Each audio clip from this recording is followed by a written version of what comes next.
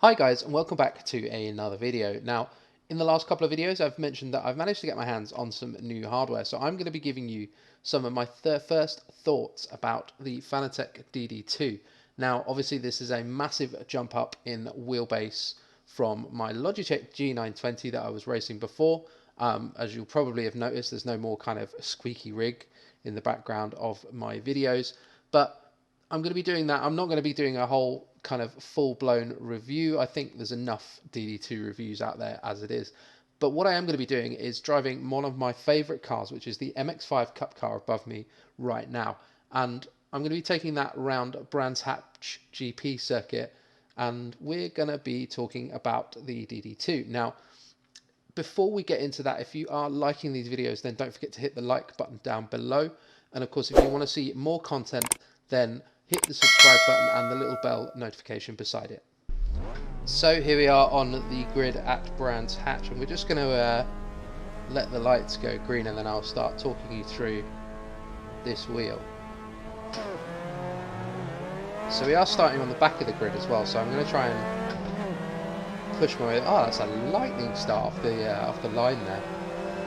Oh god, I'm on the inside here. I'm going to get taken out by an AI, I know it. Let's try and move back to the outside, let everybody... So the AI and AC are prone to do really random things occasionally and will just take you out for no reason. Come on, let me through, let me through.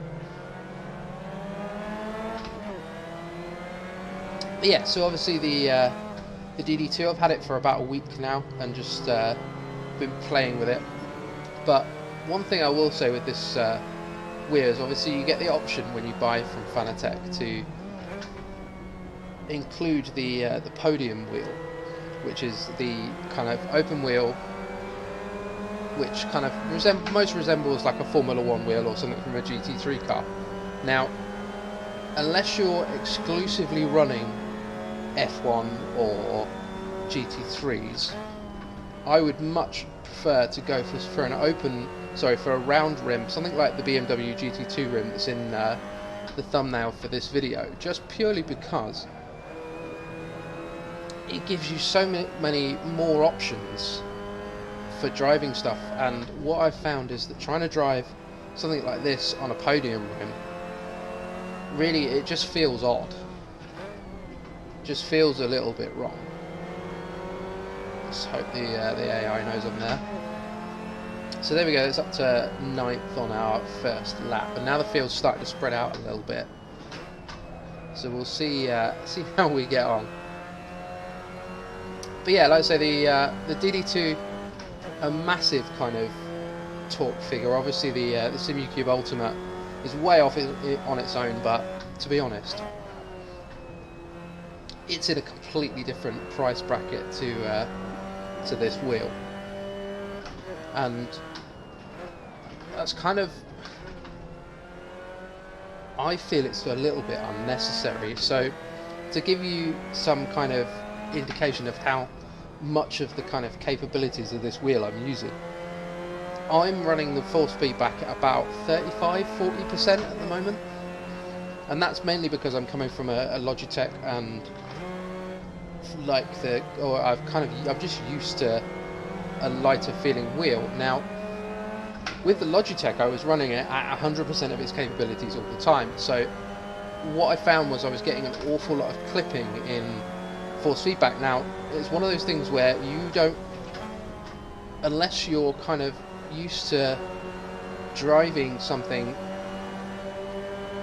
that's a little bit higher torque, you probably won't notice that. That's definitely that was a little bit rude, I just put him onto the grass. You don't notice the difference. It's very, very difficult to tell what's kind of clipping and what's not. Now, as soon as I jumped on this wheel, I kind of had a bit of a revelation moment where I would kind of think, oh okay, this is actually how it's supposed to feel. And that's really kind of helped me gain consistency over the last week on this wheel. Now that's one of the big debates with kind of high-end sim gear like this, is will it make you faster? And in reality, the answer is no. We all kind of know it's no. If you're still braking in the same place, regardless of how nice the force feedback is, you see I'm just getting stuff wrong, and I'm being rather rude to the AI. I apologise, but I am kind of trying to talk and drive at the same time. But yeah, yeah, like I say, regardless of how good the force feedback is, or how powerful the wheel is, or how strong you have to be to kind of maneuver the car, if you're still braking in the same place, you're still gonna kind of do it roughly the same lap times. Yes, you might be able to hit the same braking point every single lap, but in reality, you're talking about tenths of a second a lap at most. Now, one of the things that's made a massive difference to my driving is these V3 Club Sport, the Club Sport 3 V3 pedals. Now, obviously, this is the first time I've driven on a load cell pedal. Now, basically, what a load cell does is it, instead of kind of measuring how far the brake pedal's been pushed, which is not really how normal cars work, it measures how much force you're putting into the brake pedal. So it actually took me a little bit of time to work out that the end of the pedal travel wasn't the end of the brake. So I would actually get to the end of the pedal travel. This was before I put any preload into the brake, and I would get to the end and I wasn't actually using 100% braking because I wasn't actually pushing hard enough. Now, we're going to go wide here. There we go. I'm going to lose a place. Come on, back on the track, back on the track. Get murdered by the AI. But yeah, I was sort of a little bit naive to it, and it was only when I kind of started playing around with things that I realised that I could pump the preload up and just give the brake pedal a nice kind of firm feel, and then actually if I needed to stop more, I just pushed harder, which is, I mean, I've heard people talk about kind of conical brake mods and things like that, and yes, it does obviously make a massive difference to a potentiometer brake pedal, but your foot still has to move, and the muscle memory and kind of the kind of learned kind of feeling, especially for someone that drives a car, this feels so much more real. And that's basically what it boils down to, is not having to think about what you're doing. And that's the biggest thing for me, is now when I'm driving, I feel like I'm driving rather than driving in a kind of virtual world, and that's made a massive difference to my driving, even on Assetto Corsa, which is still a fairly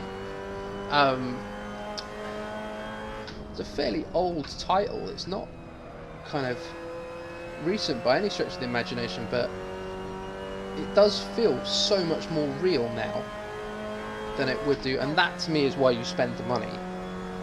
It's not to make you faster. If you want to go faster, go out and get yourself some lessons from a professional driver. There are plenty of them out there, and to be honest, there are some awesome YouTube channel. Driver61, Viper Concept does awesome stuff on ACC, and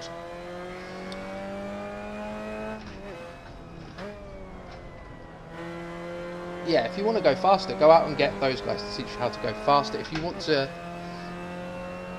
have more realism, that's when you need to be buying nicer and better pedals and nicer and better wheels and things like that. And to be honest, one of the massive things for me, and especially it's one of the reasons I like driving this car, is because it's a H-pattern shifter and I now have a H-pattern shifter next to me. It's so satisfying when you get this stuff right. You heel and toe like that down into a corner. It's the sense of satisfaction of getting that right, as he says, immediately says he's getting that right, and then nearly goes off the track. That's classic for you guys there, isn't it? And yeah, just being able to kind of slide the car through corners, and I know this is such a cliche to say, but to be able to find the limit, and it's so much easier to find the limit with this DD2 than it is with the G920, and obviously I know there is a monumental price difference between these two wheelbases, but to be honest, it's the only thing I have to compare it to. It's the only thing I've experienced before this, so it's what I have to kind of base my opinions on. But that's all from me. That's kind of my thoughts and feelings on the Fanatec DD2, my kind of first week impression, if you like, of driving this wheelbase. But to be honest, it's been a massive pleasure to drive this, and it's great fun. And a massive thanks to you guys for watching as well. Of course, if you have liked this video, then of course hit the like button down below, and if you want to see more videos, once again, do all that fun YouTube stuff, hit subscribe and bell notification.